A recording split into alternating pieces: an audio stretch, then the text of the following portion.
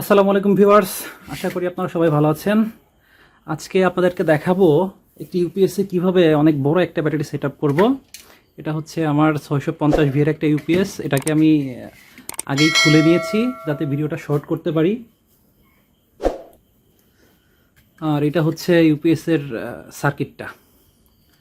তো এখানে বড় একটা ব্যাটারি লাগাতে হলে যেটি করতে হবে সেটি হচ্ছে আমাদের প্রথমে লাগবে হচ্ছে একটু এক্সটেনশন কেবল লাগবে। যেমন আমি এইখানে এই কেবলটার মধ্যে কানেক্টর লাগিয়ে নিয়েছি। আমি এখানে 3 গজ কেবল নিয়েছি, আর এটা হচ্ছে 6 RM এর একটা কেবল। আর একটা বিষয় হচ্ছে বড় ব্যাটারি লাগাতে হলে অবশ্যই মিনিমাম 4 RM প্লাস কেবল লাগাতে হবে, তা না হলে কিন্তু কেবলটি গরম হয়ে যাবে। আমি এখানে 2টি কেবল নিয়েছি।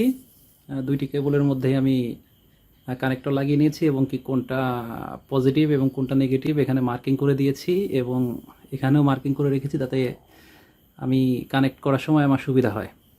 তারপর যেটি করেছি সেটি হচ্ছে এই যে এইখানটাতে তারটা ঢোকানোর জন্য দুটো ফুটো করে নিয়েছি ড্রিল মেশিন দিয়ে। আপনারা ওইভাবে দুইটা ফুটো করে নেবেন। তারপর আমি যেটা করব, এই তার দুটোকে প্রথমেই ইউপিএসের ভেতরে ঢুকিয়ে দেব।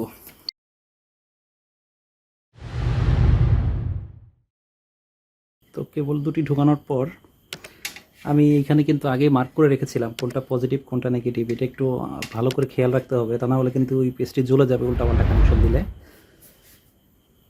তারপর এখানে আমি একটা কানেক্টর ইউজ করব। এর কারণ হচ্ছে এখানে জোড়া দিতে হবে, আর জোড়াটা ভালো করে না দিলে ভালো মতো কানেকশন পাবে না, তাহলে বেশি লোডও নিতে পারবে না। আমি এখন হচ্ছে এই কানেক্টরটা লাগাই নেই।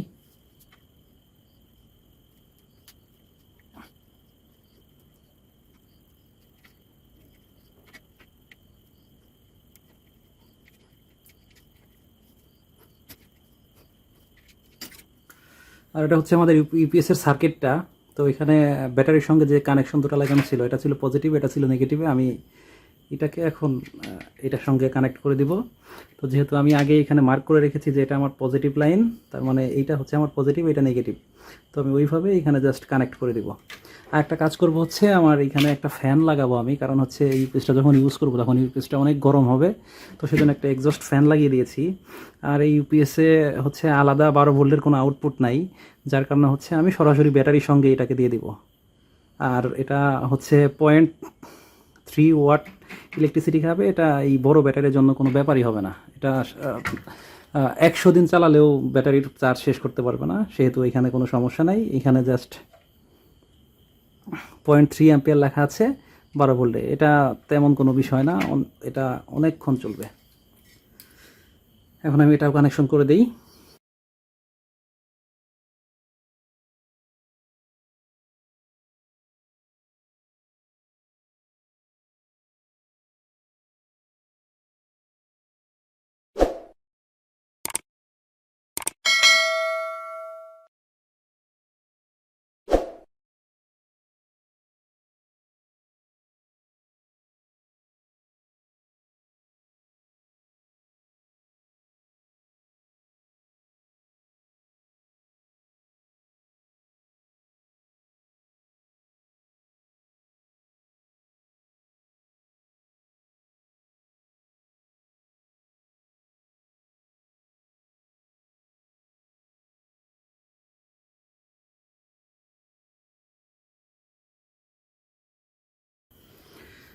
আমাদের কেবলের কানেকশন লাগানো শেষ।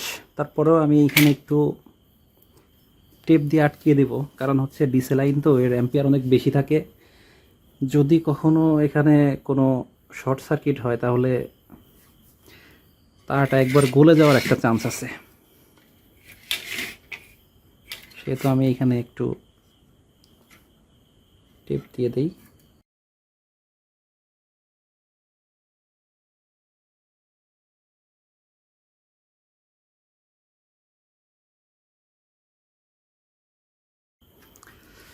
এখন আমরা ট্রান্সফরমারের কানেকশনটা লাগাবো।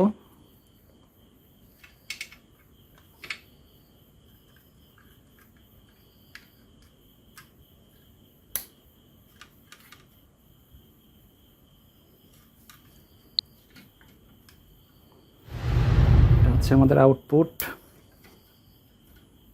আর এটা হচ্ছে আমাদের ইনপুট।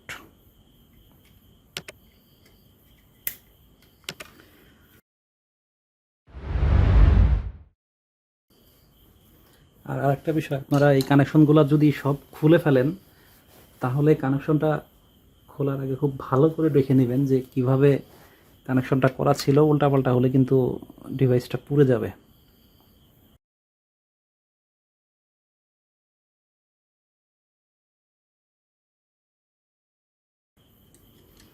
এটা হচ্ছে আমাদের যে সুইচগুলো আছে সামনে, সুইচ, এলইডি, সেগুলোর কানেকশন।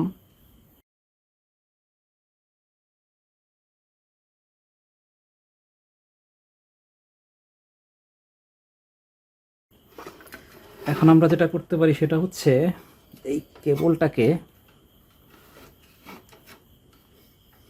এইটার সঙ্গে একটু আটকে দিতে পারি, যাতে বাইরে থেকে টান লেগে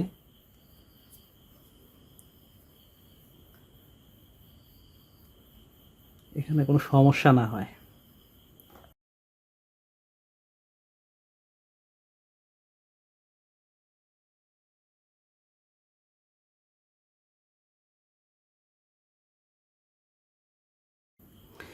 এখানে আপনারা টেপ ইউজ না করে কেবলটাইও ইউজ করতে পারেন। আমার কাছে আসলে এখন কেবলটাই নাই, যার কারণে আমি কস্টিকে লাগাচ্ছি। পরে আমি এটাকে একসময় খুলে কেবলটাই লাগিয়ে দেব। এখন যদি এখান থেকে কেউ টানাটানি করি তাহলে দেখা যাবে যে আর এখানে চোটটা লাগবে না। আমাদের কাজ বলা চলে শেষ। এখন আমরা এই সার্কিটটা ভালো করে লাগিয়ে দেব।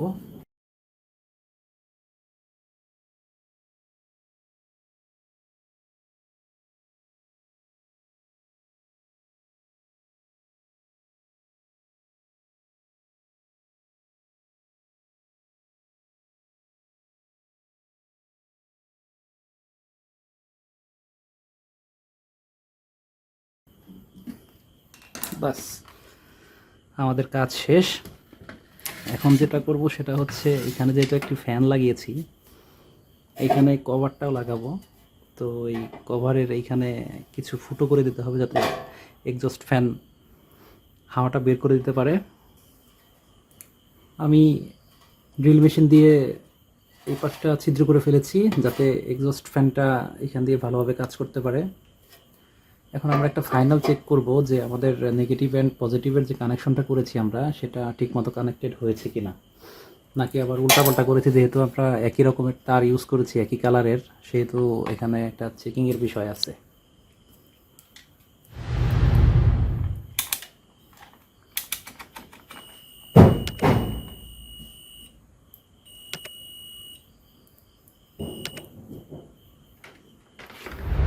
আমরা প্রথমে হচ্ছে পজিটিভ প্যারামিটারটা চেক করব।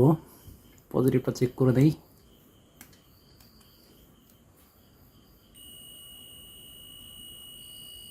আমরা পজিটিভের কানেকশন ঠিক আছে, নেগেটিভ এটা আসবে না।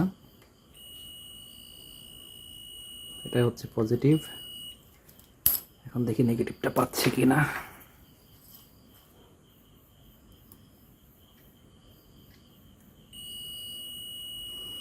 হ্যাঁ, আমাদের কানেকশন ইনশাল্লাহ ওকে আছে। এখন এটা ব্যাটারির সঙ্গে কানেকশন দিয়ে দিলেই চলবে।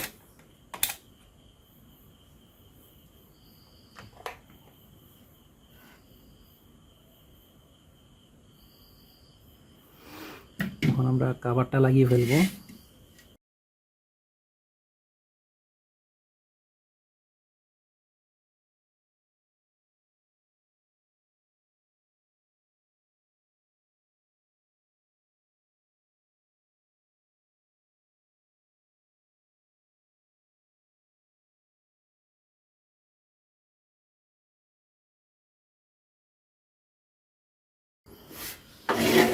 ব্যাস, আমাদের কাজ শেষ। এখন আমরা এটাকে ব্যাটারির সঙ্গে কানেক্ট দিব। আমরা এখন ইউপিএসটা টেস্ট করব। আমরা অলরেডি এই যে এখানে পজিটিভের চিহ্ন রেখেছিলাম, এই যে হচ্ছে আমাদের ব্যাটারির পজিটিভ টার্মিনাল, আর হচ্ছে এই আমরা কালো কস্টিপ দিয়ে রেখেছিলাম। এটা হচ্ছে আমাদের ব্যাটারি নেগেটিভ টার্মিনাল। আমরা ইউপিএসটা ব্যাটারির সঙ্গে কানেক্ট করেছি। ইভেন আমি যেটা করেছি সেটা হচ্ছে এই ঘরের সমস্ত যা কিছু আছে সব কিছু ইউপিএসের মধ্যে কানেক্টেড করে দিয়েছি। এই যেখান থেকে লাইন আউটপুট হচ্ছে, এখান দিয়ে বোর্ডে গিয়ে সব জায়গায় পৌঁছে যাচ্ছে, এবং যে মেন লাইনটা ঘরে ইন হয়েছে সেটা এখান দিয়ে এইটা দিয়ে ইউপিএসে ঢুকেছে এসে। এই যে লাইনটা এখন টেস্ট করে দেখি চলে কি না।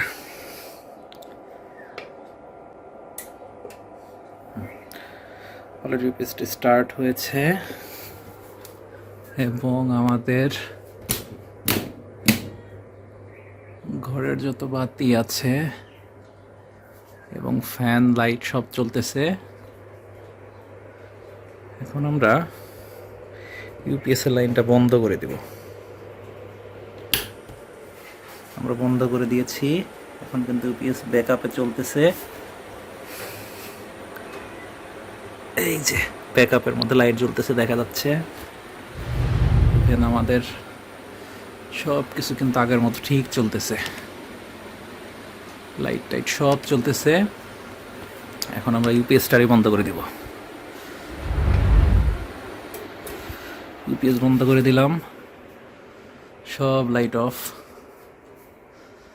ফ্যানের স্পিড কমে যাচ্ছে এবং আমাদের টিউব লাইটটাও কিন্তু বন্ধ হয়ে গেছে। এখন আবার একটু চালু দেই।